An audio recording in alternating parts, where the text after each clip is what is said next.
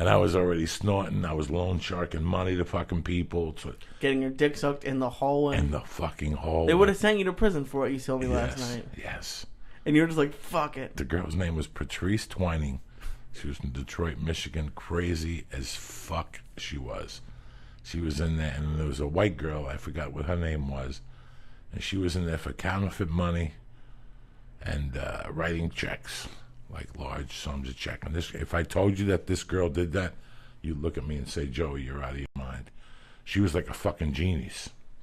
She was like a white genius, this girl, that didn't have glasses. She had a beautiful face and a beautiful body, and she was professional as shit. She just knew how to scam the fucking system. She had been doing it for years. She showed me her rap sheet. She told me how much money she made, where she lived. This chick was a fucking savage. She talked to me about counterfeiting money. I was sitting there like, unreal.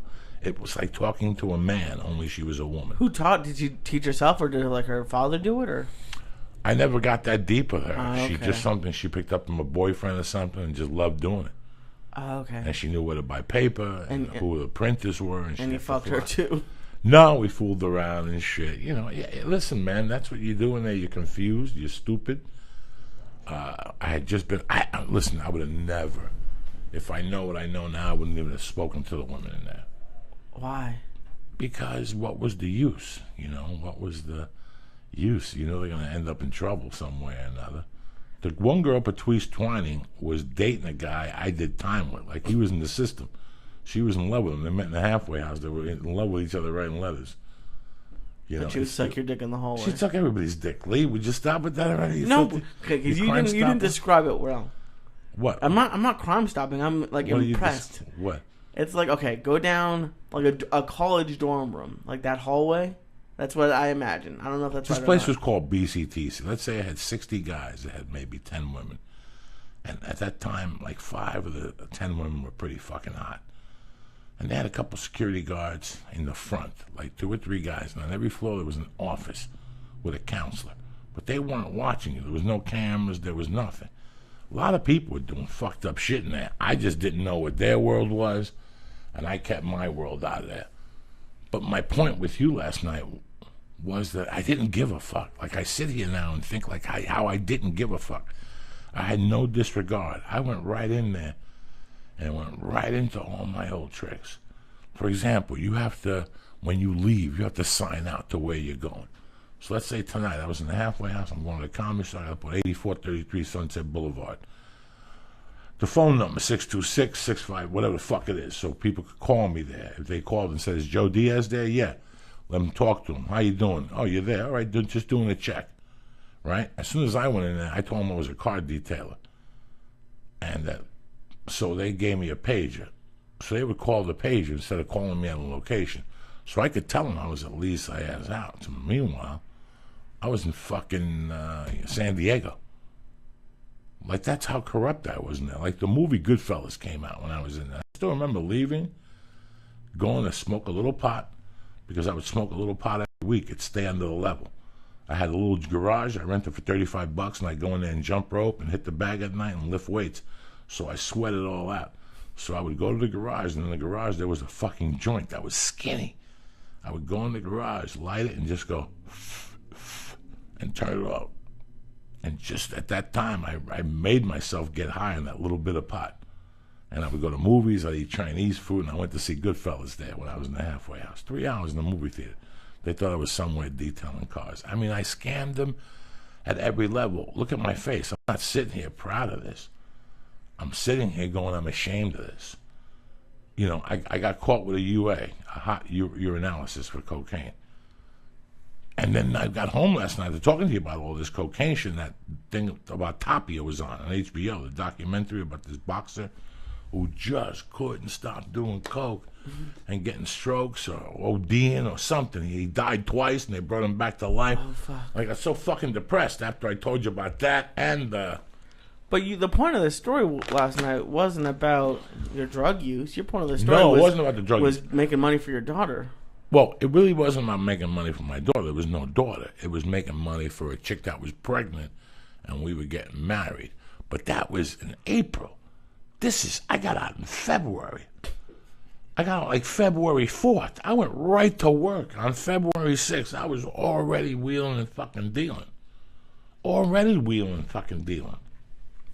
So, you know, you do orientation. I think you could stay out till 9. Once you get to level 2, you could stay out till 10:30. Level 3 is like 11, and level 4 is midnight, and you have the weekends at your family's house.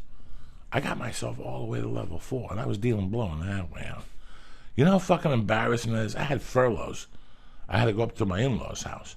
The girl I was dating, I had to stay with them. You have to stay with somebody who doesn't have a warrant. And I would stay with them Friday, Saturday, call. They'd go up there and check me out. As soon as you walked in from a furlough, they peed you.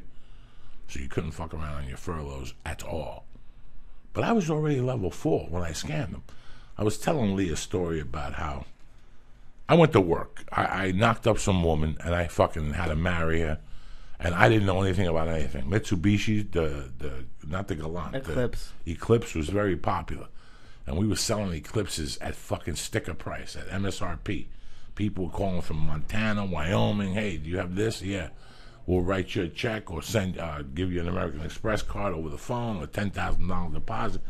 It was fucking craziness. So if you sold 10 of those cars, you made like $5,000 or $6,000 a month, because they were like a $700 commission if you sold it for MSRP, plus you sold financing and the fucking scratch and datch. So here I am, you know, 83. I'm probably, 26 years old, because it's 89. I'm 26 years old. I'm your age. She's pregnant. I'm about to get married. And I'm just stealing with 2 fucking hands, like everything I got my hands on.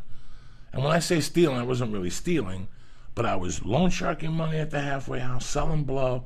Then I was selling Mitsubishis. Then she told me she was knocked up. And instead of working my shift and a couple hours a day, I would work fucking 9 to 9 every day. And I started making like 8 to 10 grand a month there. You know, I cut down on the snorting coke because I gave him a hot UA, so I cut down on the snorting coke. So I was just selling coke, so I was actually making a fucking profit. So I was making a profit on all my fucking avenues. And at the end of the summer, right before I kept giving her money for the wedding, like $7,500, then I gave her like $10,000, because you have to give them like increments. You have to put deposits down for certain things. I was telling Lee that I gave her like 30 fucking grand, and it destroyed me. Like, it fucking destroyed me. Like, I didn't have any money at all, guys. I had just come out of prison. I had $800. I don't even know what the fuck I had.